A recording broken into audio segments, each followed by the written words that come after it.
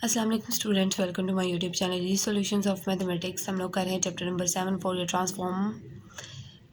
Transform and its applications. इसके अंदर मैंने सबसे पहले आपको फोरियर ट्रांसफॉर्म के सारे एग्जांपल डिटेल से करवा दिए हैं पहली वीडियोस में। अगर आपने नहीं देखी तो वो देख लें।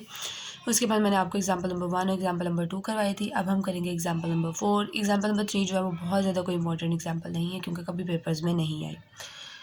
दूसरा ये कि अगर आप लोगों ने फिर भी करना चाहते हैं तो अच्छी बात है, कर लें, क्योंकि वो एग्जाम्पल नंबर 1 से मिलती जुलती है। लेकिन मैं वो नहीं करवा रही, मैं डायरेक्ट एग्जाम्पल नंबर 4 से स्टार्ट करवाऊंगी क्योंकि ये बहुत ज़्यादा इंपॉर्टेंट एग्जाम्पल है। एग्जाम्पल नंबर 4 ये पेपर्स के लिए भी बहुत ज़्यादा इंपॉर्टेंट है। दूसरा ये कि इसका रिजल्ट बहुत जगह पे यूज़ हो रहा है।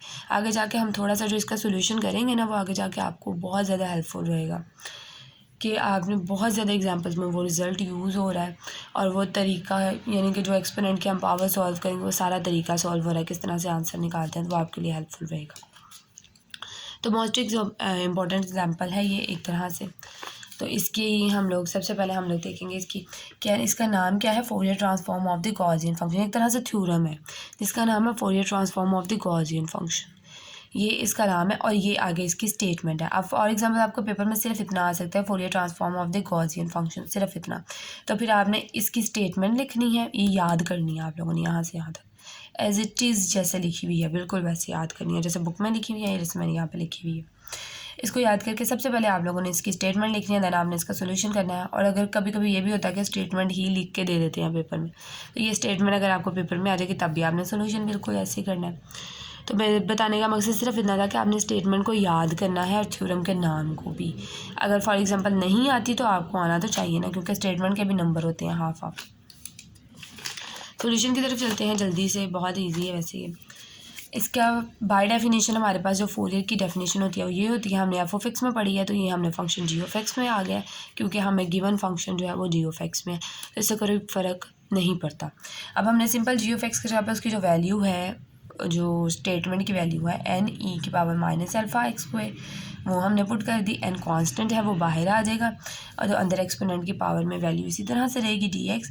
उसके बाद हमने क्या किया, दोनों की बेस सेम है, हमने दोनों की पावर्स को ऐड कर दिया, पावर्स ऐड की। उसके बाद हमने क्या किया, अब हमने इस पावर को सॉल्व करना है, तो बजाय हम दोबारा एक्सपोनेंट लिखें, हम लोग सीधा उसकी पावर उठा लेते हैं नाउ करके और इसकी पावर को हम लोग पहले सॉल्व कर देंगे, देन हम यहाँ पे पुट कर देंगे। सबसे पहले हमने इसमें से माइनस अल्फ़ा को कॉमन लेना, माइनस अल्फ़ा इसके साथ है, साथ एक्स स्क्वायर पड़ा हुआ है, हमने एक्स स्क्वायर लगा दिया।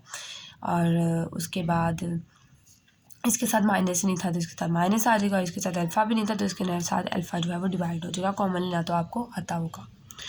अब हमने क्या करना है नेक्स्ट, अब हमने इसका स्क्वायर कंप्लीट करना है। स्क्वायर किस तरह से कंप्लीट करेंगे कि हमारे पास जो एक्स की वैल्यू होती है उसे हम ए कह लेते हैं और बी वाली वैल्यू हम लोग खुद इसमें, अब इसमें देखिए इसमें एक्स भी और साथ दूसरी वैल्यू भी पड़ी हुई है, तो हम टू से मल्टीप्लाई डिवाइड करवा देंगे तो 2x हमारा ए होगा, बाकी जो वैल्यू बचेगी वो बी होगी। और जब हमें पता चल जाएगा हमारा बी क्या है, तो हम उसको उस बी के स्क्वायर को प्लस भी करवा देते हैं और माइनस भी करवा देते हैं। तो यहाँ पे मैंने देखे 2 से मल्टीप्लाई और डिवाइड करवा लिया, उसके बाद 2 और उसके बाद ए की जगह पे x और जो बाकी वैल्यू बची उसे हमने b कह ली। जब हमारे पास b आ गया, हमने उसके स्क्वायर को प्लस करवाया, उसके स्क्वायर को माइनस करवा लिया। अब इतना जो है वो हमारा फार्मूला बन गया a माइनस बी का होल स्क्वायर। उसके बाद हमने इसका भी स्क्वायर ले लिया। उसके बाद जब हमें पता है कि माइनस जो आयोटा स्क्वायर होता है उसकी वैल्यू होती है -1, तो हमने -1 यहाँ पर पुट कर दिया, तो माइनस माइनस प्लस हो गया। उसके बाद हम लोगों ने क्या किया, ये हमारे पास एक्सपोनेंट की पावर थी, पीछे हम लोगों ने एक्सपोनेंट की पावर में वो जो सारा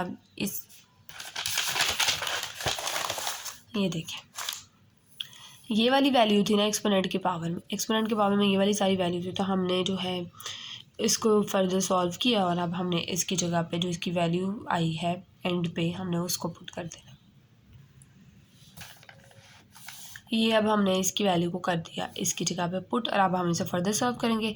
फर्दर सॉल्व करने से पहले मैं बता दूं, अगर आप लोगों में से किसी ने अभी तक मेरा चैनल सब्सक्राइब नहीं किया तो प्लीज़ मेरा चैनल सब्सक्राइब कर दें, और वीडियो पसंद आए तो प्लीज़ वीडियो को लाइक लाजमी कर दिया करें और अपने फ्रेंड्स के साथ भी मेरी वीडियो को शेयर किया करें। अब हमने क्या करना है, हमने इस वाली वैल्यू को एक्सपोनेंट की पावर में अलग कर देना है और इस वैल्यू को हमने एक्सपोनेंट की पावर में अलग कर लेना है। अलग करने के बाद अब हमारे पास ये जो वैल्यू है यानी कि जो कांस्टेंट वैल्यू था उसे हमने अलग कर लिया। जो कांस्टेंट वैल्यू है उसका तो अंदर इतना कोई काम नहीं क्योंकि एक्स आई है, अल्फ़ा है, एक्स नहीं है इसमें। अब इस वाली में एक्स है तो ये फंक्शन की वैल्यू इंटीग्रल के अंदर रहेगी और ये वाली कांस्टेंट ट्रीट होगी क्योंकि इसमें एक्स नहीं है तो ये बाहर आ जाएगी। उसके बाद अब हम यहाँ पे सब्सटीट्यूशन करेंगे। माइनस के अलावा जितनी भी वैल्यू पावर में पड़ी है हमने उसका सब्सटीट्यूशन कर देनी है, उसको हम ले लेंगे पी स्क्वायर। उसके बाद अगर हमें पी की वैल्यू चाहिए तो हम लोग दोनों तरफ अंडर रूट ले लेंगे, स्क्वायर रूट ले लेंगे तो स्क्वायर कैंसिल हो जाएगा तो ये वैल्यू आ जाएगी। उसके बाद हमें क्या करना है, हम दोनों तरफ डिफरेंशियल ले लेंगे। दोनों तरफ डिफरेंशियल लिया, ये तो कांस्टेंट है ये बाहर रहेगा। अंदर वाली वैल्यू को जब डिफरेंशियल लेंगे तो सिर्फ डी एक्स आएगा, ये कांस्टेंट है इसका डिफरेंशियल 0 हो जाएगा। उसके बाद अब हमें यहाँ से डी एक्स की वैल्यू चाहिए क्योंकि हमने सब्सटीट्यूशन जो है वो एक्स की जगह पे कर रहे हैं ना, तो हमें डी एक्स की वैल्यू चाहिए। तो ये इधर मल्टीप्लाई हो जाए तो इसी तरफ जाकर डिवाइड हो जाएगा, तो ये d x is equal to d P over d alpha. अब हम यहाँ पे इसकी जगह पे इसकी वैल्यू पुट करेंगे। पावर में हम लोग पी माइनस पी स्क्वायर हो जाएगा और डी एक्स की जगह पे D P over under root alpha आ जाएगा।